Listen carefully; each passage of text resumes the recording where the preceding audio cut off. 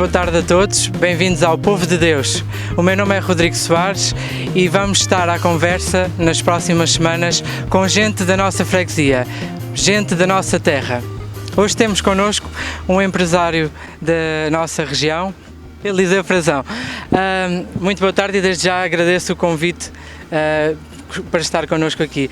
Começo por perguntar quais são as memórias que tem da nossa região quando era criança. As memórias ainda foi do tempo em que não havia estrada de Alcanede, Alcatroada para o Pé da Pedreira, ou do Pé da Pedreira para Alcanede, não havia energia, portanto a primeira energia que eu tive acesso era um gerador que fornecia energia para uma meia dúzia de habitações na Morteira, com eucaliptos, paus de eucalipto e de pinho ao alto, com um cabo a fazer a rede e a distribuir por várias habitações, onde depois, a seguir a isso veio uma meia dúzia de frigoríficos, uma meia dúzia de televisões, Graetes, uma televisão Graetes vendida pelo senhor da Aldeia da Ribeira, que eu agora não me recordo o nome. E isto era completamente isolado, pronto, não havia acessos. Quais as saudades que guarda com mais carinho desse tempo? Sei lá, tanta coisa, né? Porque há coisas que nos marcam, mas assim, saudades de coisas, não sendo o descanso que a gente tinha, mas eu nunca fui muito estar parado, também não fiquei assim com tantas saudades dele, né? Mas do tempo da debulhadora, em que o meu pai tinha uma debulhadora que fazia a campanha 3 meses por ano, e eu ia com ele e com aquela gente toda, só vinha a casa ao fim de semana, essa coisa de lidar com o povo e de lidar com os funcionários da debulhadora, na altura eram 17, 18 pessoas, e fui sempre muito respeitado, pode ter sido. E como é que foi a sua entrada e como é que abraçou este desafio de entrar numa empresa? Como é que começou a sua história? É assim, o meu começo foi de muito jovem a trabalhar na debulhadora, como acabei de dizer, e houve um ano em que o meu pai, o patrão, ele era imigrante na Bélgica, não o deixou vir de férias no período da debulhadora. E aí eu tive que conversar com os donos dos terrenos para onde a debulhadora ia trabalhar. Eu tinha 13 anos. Tive que falar com os funcionários, tratar do seguro, tratar daquilo tudo, organizei aquilo e trabalhei. Na altura fiz uma campanha com a debulhadora. E foi o melhor produção per capita e dias que tivemos durante, se calhar, 30 anos que tivemos. Portanto, considera-se uma pessoa empreendedora e criativa nesse aspecto? Eu considero-me uma pessoa atenta e trabalhadora. Atenta. Como é que se define enquanto cidadão? Ninguém faz tudo bem, mas espero fazer o melhor, pelo menos faço o melhor que sei e esforço-me para fazer bem.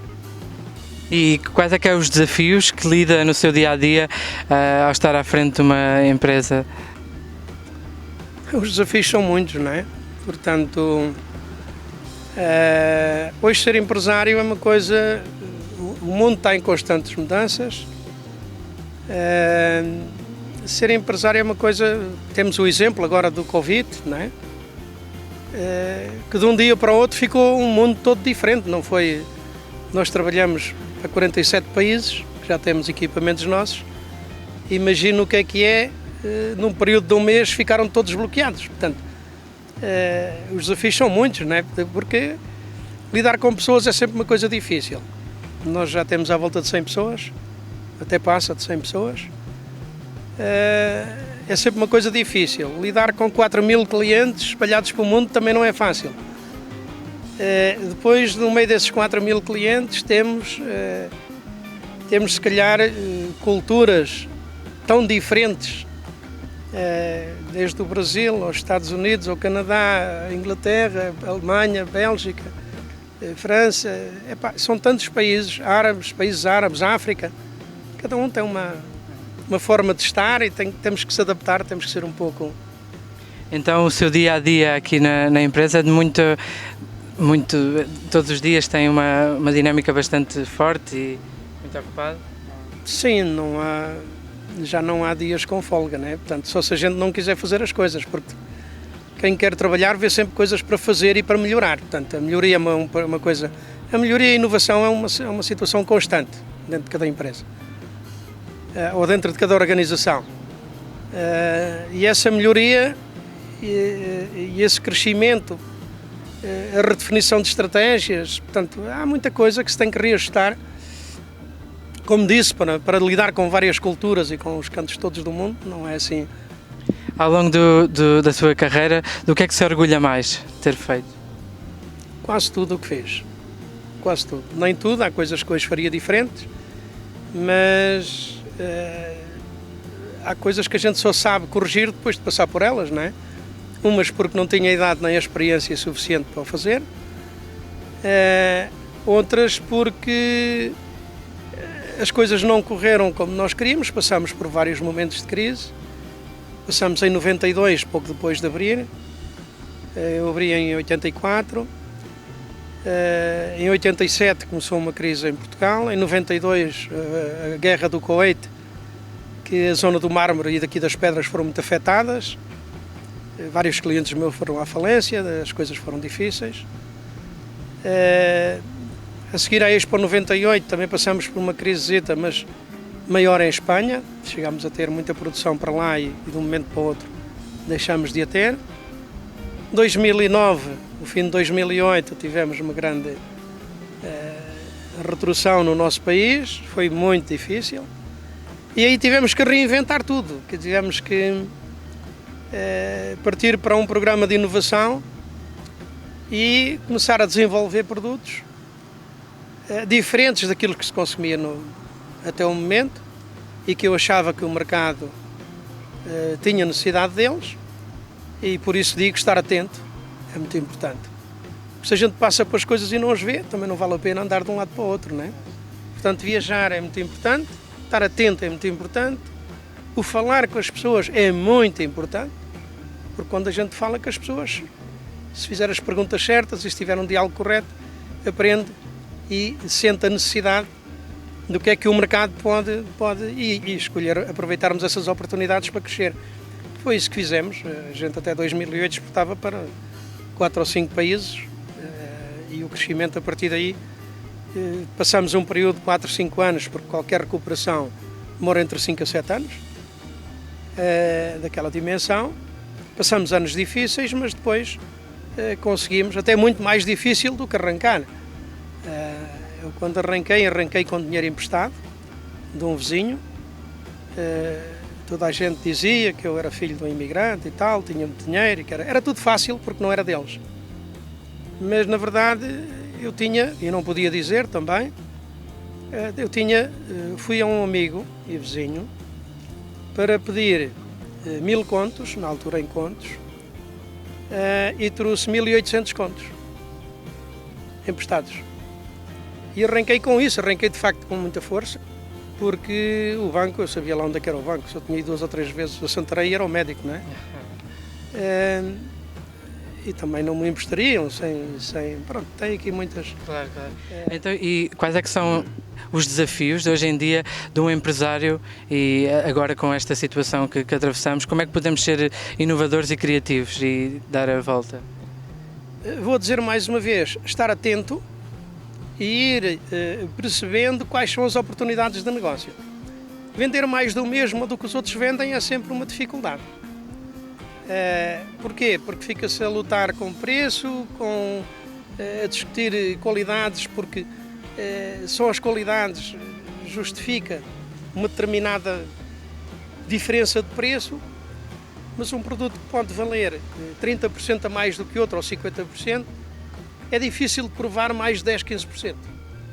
Portanto, e aí as margens ficam reduzidas. É preciso, de facto, ter um produto diferenciado, não só na qualidade, mas também da forma como desempenha a função, e a partir daí torna-se mais fácil porque inverte-se a situação.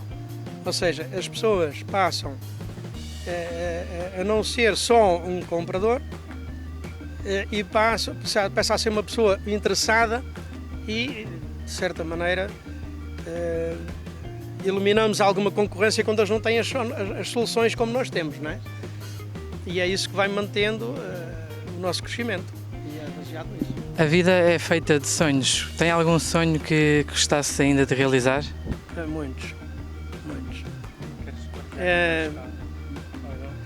Muitos. Mas não, eu traço sempre eu sempre tracei um caminho. Fui aprender a mecânico porque gostava de ser mecânico. Na altura andei um ano sem salário. Os meus colegas, meus pais queriam que eu estudasse, mas eu achava-me mal empregado na escola, o que hoje estou arrependido de não ter estudado. Mas porquê? Porque aqueles exemplos que eu tinha na altura tinham estudado e não tinham trabalho. E de facto o meu foco era ter trabalho e fazer mover qualquer coisa. E eram pessoas aqui, que eram os que eu conhecia, não eram assim tantos. Poucos tinham a capacidade de poder estudar na altura. Os meus pais até tinham a capacidade. Ainda andei em Porto Mós, na escola que é hoje na Corredora. Era na altura na Corredora, hoje já não é. Só que aquilo para mim era pouco, na altura. E fui aprender a mecânica. O primeiro ano não tive salário, o que as pessoas hoje não comportam de maneira nenhuma. E também não acho correto, não estou a dizer que tenham que comportar. Depois passei a ter um salário de 2 contos, o equivalente a 10 euros. E os meus colegas, no Samiais, os meus colegas já ganhavam na altura 7 contos, ainda gozavam comigo. Mas eu sabia o que é que queria, ou seja... E isso, passado 10 anos, eles continuavam a ganhar os 7 contos nas cerâmicas e nas serrações. Ia dar serventia a pedreiros e não sei o quê, os 7 ou 8 contos, e eu já ganhava 16. Portanto, de que forma é que isso influenciou depois o seu caminho? Todo o caminho, porque quando a gente sabe, nós não podemos andar só à procura do dinheiro fácil. Temos um projeto, temos que o defender se gostamos dele. Só há uma forma de fazer alguma coisa que é gostar do que faz, de fazer alguma coisa sustentável. É gostar do que faz e trabalhar muito. Não há outra. Como é que foi conciliar ao longo da sua vida a sua parte profissional e a vida familiar? Sempre teve tempo?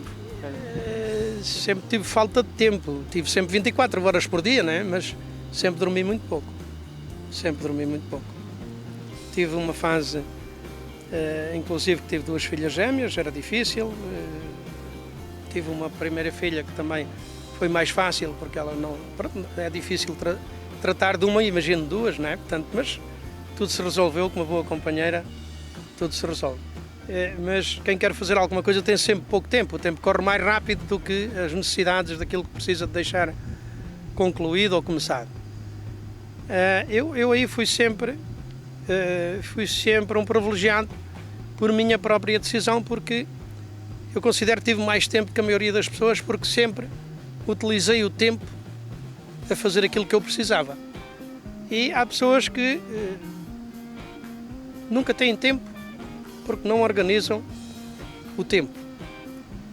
Também porque o gastam a fazer a coisa errada. A cuidar da vida dos outros, a cuidar de coisas que não deviam.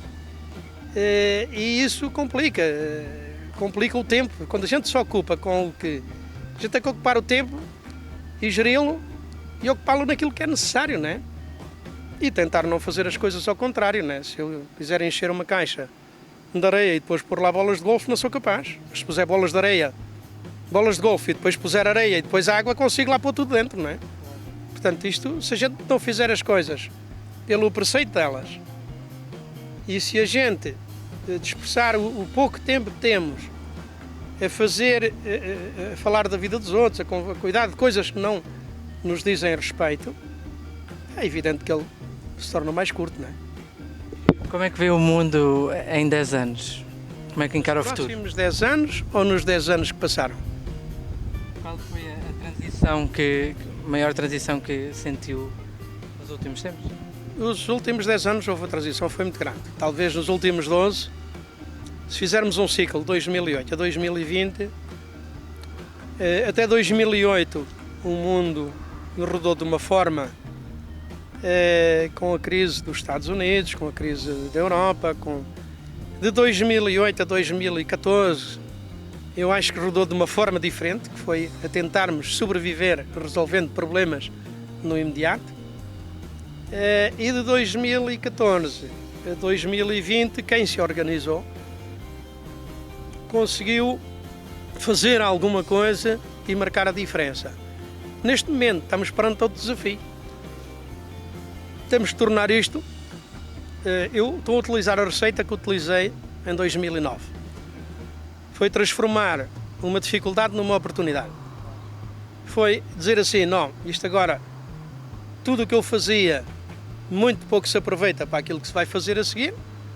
Vamos criar produtos novos. Este ano vamos lançar 6 produtos novos, para ver se captamos um cliente que tem de facto capacidade de comprar e que queira inovar, porque o outro vai aguardar durante 5, 6 anos para conseguir recuperar economicamente e não vai comprar nada. Portanto, e temos que dizer assim, olha, o tempo que gastávamos a fazer isto e isto, vamos desenvolver coisa nova, vamos captar a atenção de outro tipo de cliente e de outro tipo de mercados, e a seguir teremos a oportunidade. Portanto, temos que aproveitar o tempo, transformá-lo em soluções, porque quem vende soluções tem sempre uma solução também para ele, tem sempre um retorno também. E as pessoas têm que ser mais eficazes, aproveitar melhor o tempo. Eu acho que a gente estraga demais aquilo que é mais precioso, que é tempo. Qual é que é a mensagem, agora que estamos a aprender a viver e a readaptar os nossos hábitos, qual é a mensagem que deixa para todos aqueles que nos estão a ouvir para encararmos o futuro? Eu acho que a forma de lidar com a família levou aqui uma grande... Vamos ficar com uma grande aprendizagem em relação a isso. A forma de lidar com os amigos também, a forma de lidar com os clientes também, porque hoje temos quase todos os dias a fazer videoconferências e a fazer negócios por videoconferência e a fazer... Isto vai ficar tudo diferente, não é? Como vai ficar a gente ainda não sabe, mas eu vou dizer uma coisa, nós temos que se adaptar àquilo que a gente não consegue mudar.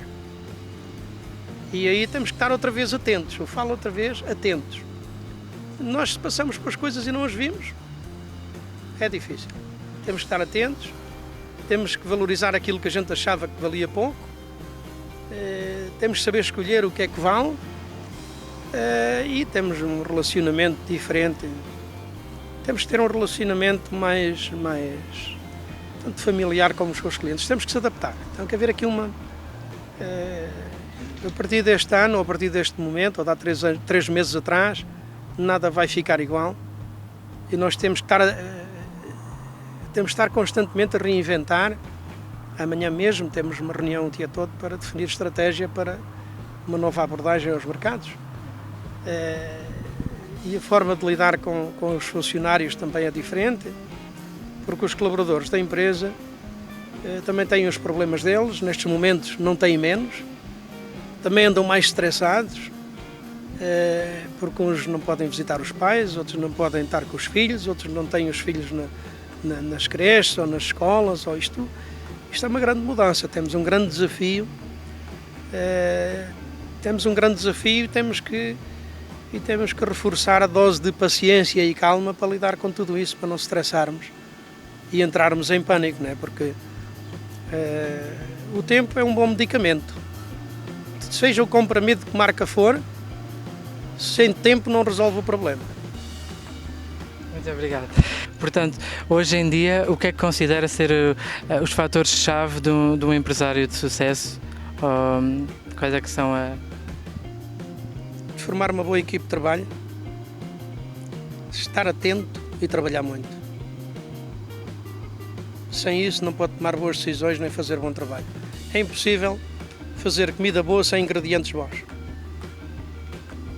Sr. Eliseu Frazão, muito obrigado pelo seu testemunho e pela sua partilha de uma experiência rica e que valorizou sempre a determinação, o foco e acima de tudo, a perseverança e o humanismo que tem dentro de si e que transmite às suas equipas.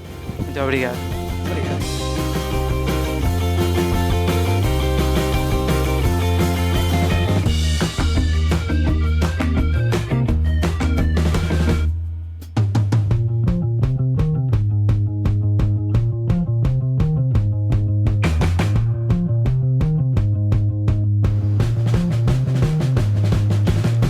E assim chegamos ao final da primeira entrevista, onde estivemos à conversa com Eliseu Frazão. A nossa gente é assim e vai ser deste tipo de conversas que nós vamos fazer nas próximas semanas, neste que é o programa Povo de Deus. Continue connosco e nós continuamos consigo.